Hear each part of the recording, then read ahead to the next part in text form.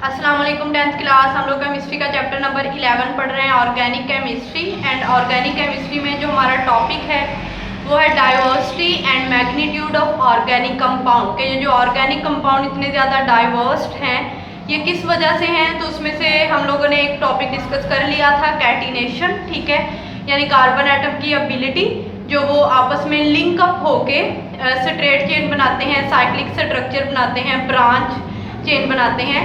तो इस वजह से ऑर्गेनिक कंपाउंड्स जो है वो इतने ज़्यादा डाइवर्स्ड हैं, ये जो कार्बन एटम में कैटिनेशन एबिलिटी है। ठीक है, तो उससे नेक्स्ट यानी डाइवर्सिटी, अब एक और भी यहाँ पे फिनोमिना मेंशन है कि ऑर्गेनिक कंपाउंड इतने ज़्यादा डाइवर्स्ड क्यों है, तो वो फिनोमिना है आइसोमेरिज्म। ठीक है, इस फिनोमिना की वजह से भी ऑर्गेनिक कंपाउंड की इतनी ज़्यादा अमाउंट है, इतने ज़्यादा ऑर्गेनिक कंपाउंड है।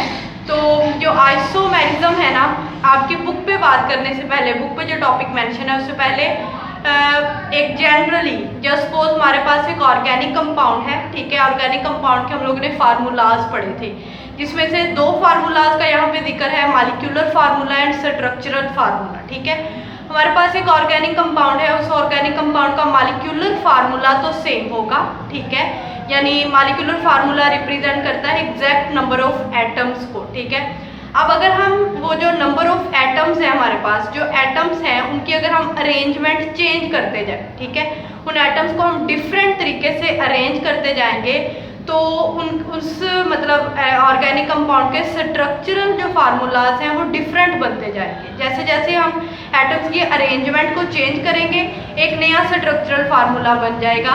मॉलिक्यूलर फार्मूला तो सेम होगा लेकिन स्ट्रक्चरल फार्मूलाज डिफरेंट हो जाएंगे। इस फिनोमिना को बोलते हैं आइसोमेरिज्म, कि जब ऑर्गेनिक कंपाउंड का मॉलिक्यूलर फार्मूला तो सेम हो लेकिन डिफरेंट स्ट्रक्चरल फार्मूलाज हों। अब वो जो डिफरेंट स्ट्रक्चरल फार्मूलाज बनते हैं उनको बोलते हैं आइसोमर्स ऑफ ऑर्गेनिक कंपाउंड। वो डिफरेंट स्ट्रक्चरल फार्मूलाज जो हैं वो उस ऑर्गेनिक कंपाउंड के आइसोमर्स कहलाएंगे और इस फिनोमिना को बोलेंगे हम आइसोमेरिज्म। जो आपकी बुक पे यहाँ पे एग्जाम्पल मेंशन है वो है C5H12। ठीक है, डिफाइन पे बात करने से पहले आप एग्जाम्पल को एक दफ़ा ज़रा देख लो, फिर आपको डेफिनेशन समझ आ जाएगी। ये हमारा ऑर्गेनिक कंपाउंड है, इसमें कार्बन एटम है 5 और हाइड्रोजन एटम है 12। ठीक है, और ये ऑर्गेनिक कंपाउंड है पेंटेन। ठीक है, अब इसका ये एक मॉलिक्यूलर फार्मूला है, सेम मॉलिक्यूलर फार्मूला है। ठीक है, अब इन्हीं एटम्स को यानी C5 और H12 को हमने यहाँ तीन तरीकों से डिफरेंट तरीके से अरेंज कर दिया। इन एटम्स की अरेंजमेंट को हमने चेंज कर दिया, एक नया स्ट्रक्चरल फार्मूला बन गया। तो तीन आइसोमर्स होते हैं पेंटेन के, यानी तीन डिफरेंट स्ट्रक्चरल फार्मूलाज होते हैं पेंटेन के। एन पेंटेन यानी एक सीधी चेन, ठीक है, एक स्ट्रेट चेन। आइसोपेंटेन जब एक इस तरह से ब्रांच को हम ड्रा करते हैं तो उसको हम बोलेंगे ये आइसोपेंटेन है। और ये है नियोपेंटेन। ठीक है, इस स्ट्रक्चर को नियोपेंटेन हम कहेंगे।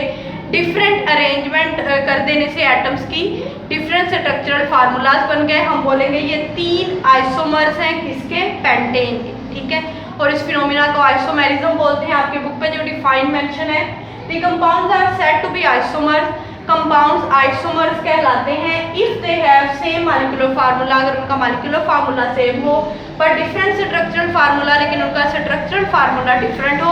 अब वो डिफरेंट स्ट्रक्चरल फार्मूला है क्यों, ब्रैकेट में लिखा हुआ है different arrangement of atom in their molecule. अगर हम उनके मॉलिक्यूल्स में जो एटम्स हैं उनकी अरेंजमेंट को चेंज कर दें, तो क्योंकि हमने स्ट्रक्चरल फार्मूला में यही पढ़ा था, एग्जैक्ट अरेंजमेंट ऑफ एटम को रिप्रेजेंट करता है स्ट्रक्चरल फार्मूला।